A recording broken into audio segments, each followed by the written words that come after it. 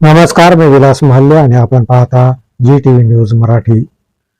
सामाजिक न्याय विभागाकडून चालवण्यात येत असलेल्या यवतमाळच्या नेर येथील शासकीय वसतिगृहात विद्यार्थ्यांच्या आरोग्याशी खेळ सुरू असल्याचं धक्कादायक वास्तव समोर आलं होतं. या प्रकरणात आता भारतीय विद्यार्थी मोर्चाने उडी घेतली आहे आणि समाज कल्याण आयुक्तांना निवेदन देत दोषींवर कारवाईची मागणीही लावून धरली. यवतमाळ जिल्ह्यातील नेर येथे सामाजिक न्याय विभागाच्या शासकीय वसतिगृहात विद्यार्थ्यांना निकृष्ट दर्जाचे व भेसळयुक्त खाद्यतूप खायला देत असल्याचा धक्कादायक प्रकार उघडकीस आला आहे. या वसतिगृहात एससी, ओबीसी, एसटी कॅटेगरीच्या विद्यार्थ्यांची संख्या ही मोठी आहे. मात्र शासकीय वसतिगृह प्रशासनाकडून विद्यार्थ्यांना निकृष्ट दर्जाचे खायला देऊन त्यांच्या आरोग्याशी खेळ करत असल्याचा प्रकार भारत मुक्ती मोर्चाने समोर आणला होता. आता या प्रकरणात भारतीय विद्यार्थी मोर्चाने उडी घेतली आहे. भारतीय विद्यार्थी मोर्चाचे समाज कल्याण आयुक्तांना निवेदन देत दोषींवर कारवाईची मागणी ही लावून धरली. विद्यार्थ्यांच्या आरोग्याशी खेळ करणाऱ्या दोषींवर कारवाई झालीच पाहिजे, अन्यथा तीव्र आंदोलन करण्याचा इशारा हा देण्यात आला. भारतीय विद्यार्थी मोर्चाच्या जिल्हा उपाध्यक्षा ॲडव्होकेट रोशना आडे यांच्या नेतृत्वात हे निवेदन देण्यात आलं.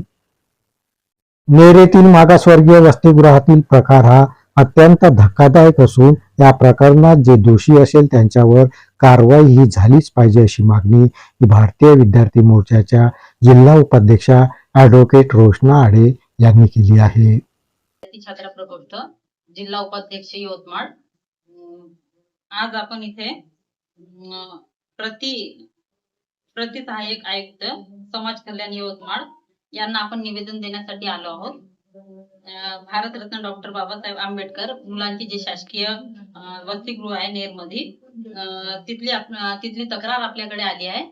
तर त्याच्या माध्यमातून आपण जे विद्यार्थ्यांना तुपाचा प्रयोग करण्यात येत होता, जे जेवणामध्ये तूप आपण देत होतो त्या तुपामध्ये त्यांनी जास्तीत जास्त डालडा मिक्स करून देण्यात आलं होतं आणि त्या डालड्यामुळे आणि त्या तुपाच्या भेसळीमुळे आपल्या त्या विद्यार्थ्यांची प्रकृतीला गंभीर आघात पोहोचत होतं. आणि जे तिथलं अन्नाचं प्रयोग होतं, जे जेवणाचं जे होतं त्याच्यामध्ये सर्वात जास्त भेसळ वापरण्यात आली होती. त्याच्यामुळे आपण ही तक्रार सहाय्यक आयुक्तांना देण्यासाठी आपण इथे आलो आहोत.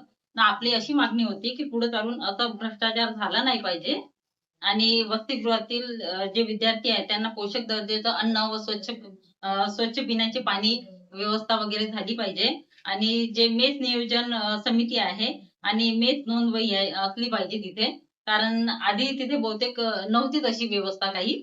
तर त्याची आपण मागणी केली आहे. तसंच दर आठवड्यात मेस नियोजन समिती अहवाल वरिष्ठ कार्यालयात सादर करण्याची व्यवस्था करण्यात यावी अशी सुद्धा आपण मागणी केली आहे. महिन्यातून एकदा तरी वरिष्ठ पदाधिकाऱ्यांचे वसतिगृहाला भेट देण्यात यावी अशी सुद्धा आपण मागणी भारतीय विद्यार्थी मोर्चा मार्फत आपण करत आहे. या बातमीपत्रात इथेच थांबतो. परत भेटूया नवीन बातमीपत्रात.